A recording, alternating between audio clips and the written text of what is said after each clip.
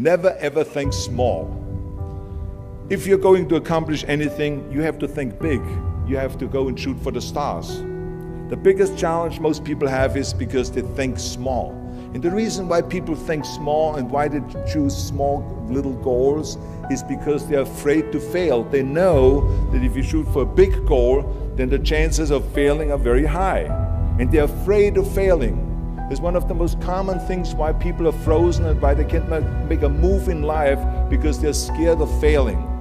I say to myself, hey, I'm not worried about failing because that's part of life.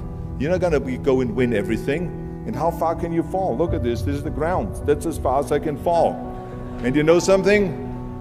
That the only time you really consider the failure is if you fall and you don't get up. But if you get up, you never consider the failure. So I never considered myself a failure. I always considered myself a winner, even though I fell every so often. But I always got up and I always moved forward. This is the important thing. I never had any patience, of course, for thinking small. If you do something, then go all out and do it well. And this was not just the case in bodybuilding. I didn't just want to be a bodybuilding champion. I wanted to be the greatest bodybuilder of all times. I wanted to have the most muscle, the most muscle of all times, the most definition. I wanted to win the most trophies, the most world championship titles. I just wanted to be the best. And the same is also in movies. I didn't just think about being in movies. No, I wanted to be a movie star. I wanted to have above the title billing. I wanted to become the highest paid entertainer. I basically wanted to be another John Wayne. What's wrong with that?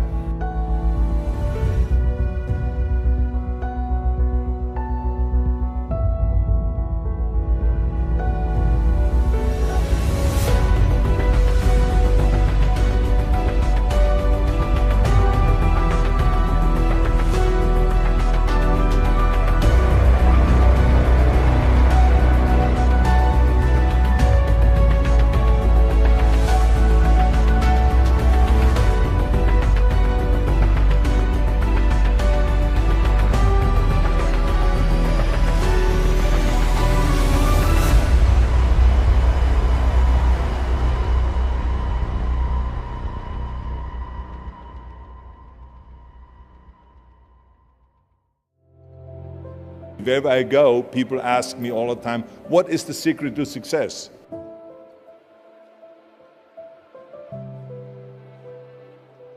I think I can give you the long version here.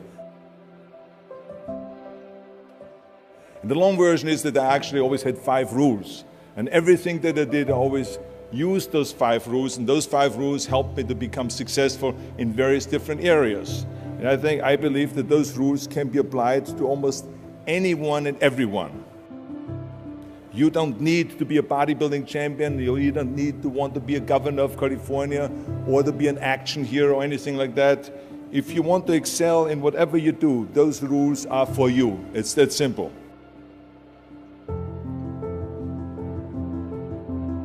I think that we all here like to be successful and we are driven. So that's why those rules apply to you. So my first rule is find your vision and follow it. You see, I think it's the most important thing that we have a very clear vision of where we go. A goal, where do we go? Because you can have the best ship in the world.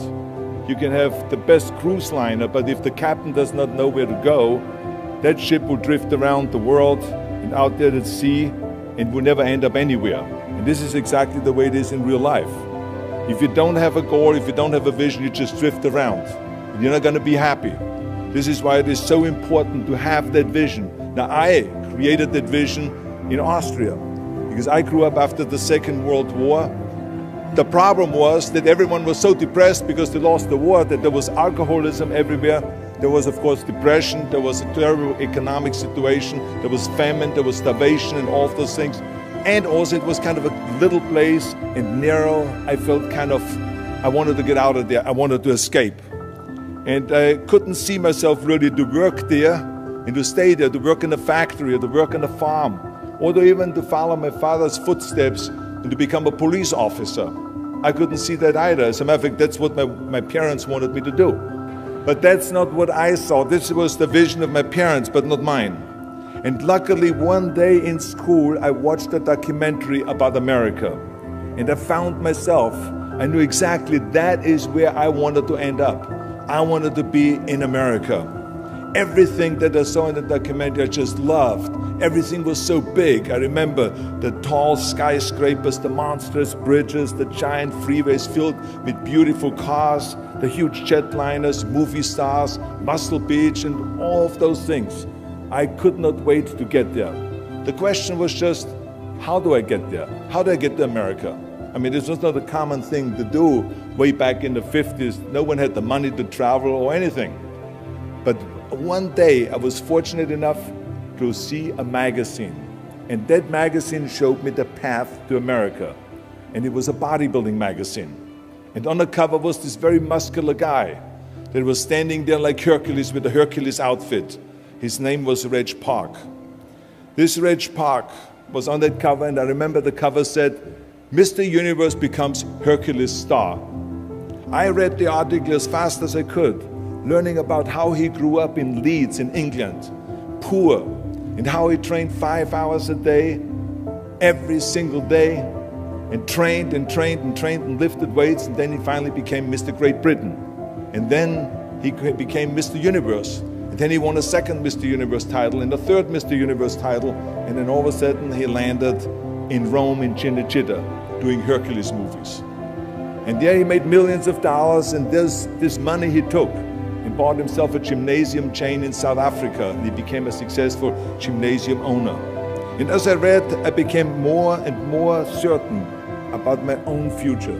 As I read this story, I was so excited, so interested. I knew exactly that I wanted to become another Reg Park. I know he laid out the blueprint for my life, basically. I could see myself, I could visualize myself clearly to be a champion on that same stage where he won the Mr. Universe, and then to move to America, then get into movies, and then become rich and famous.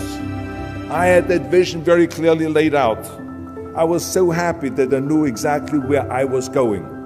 From that moment on, everything that I did, no matter how hard I had to work or how much I had to struggle, it didn't matter. It was a wonderful joyride because I knew what the purpose was and I found my passion. The simple truth is, if you don't have a vision, if you don't have a goal, if you don't see your future laid out in front of you, you're just floating around without a purpose. And I think that the numbers speak for themselves.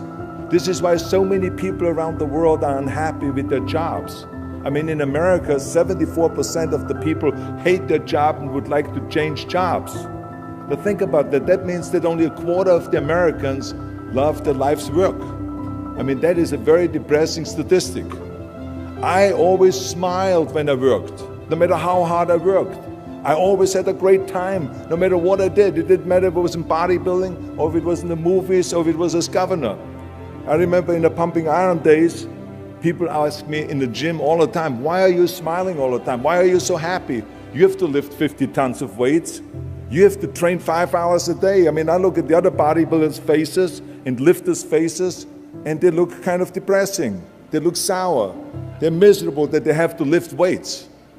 You don't look miserable, you look happy. And I tell them always, I say, I smile because I know exactly that every rep that I do, that every set that I do, every weight that I lift, I get one step closer to turning that vision of mine into reality and becoming that Mr. Universe. I could not wait to lift another 500 pounds in the squats. I could not wait to do another 1,000 sit-ups. I could not wait to do bench press, more bench press and more curls until I couldn't move my arms anymore. Because I knew that every rep got me closer to standing on that stage as a champion. As a matter of fact, when I lifted weights, I didn't really feel like I was lifting weights. I felt like I was lifting a trophy over my head each time I lifted. And to have all those bodybuilders around me and thousands of people screaming. And I tell you that this vision didn't just help me in bodybuilding, it helped me with everything, like I said. I remember in the movie business, there was many times stunts that I had to do where I got hurt, where I was in pain, in agony, and had to do it over and over again. I remember one incident specifically on Conan the Barbarian. There I was crawling on all four, on rocks, over rocks and gravel, holding my sword right in front of me. And as I was crawling, the camera followed me, and it was around 30 feet that crawl on those rocks and this gravel.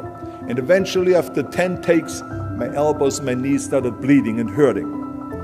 And the director came to me sheepishly and said to me, he says, "Do you mind if we do another take?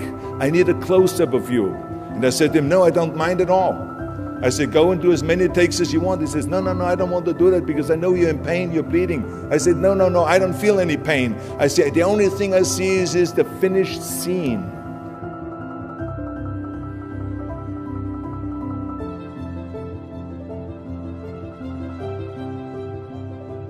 This is why I did not feel that pain. I did not care if I was bleeding on my knees because I know that pain is temporary, but the film is permanent. And I explained that to the director, so this is why I try to tell you, always discover your vision, and the rest will follow.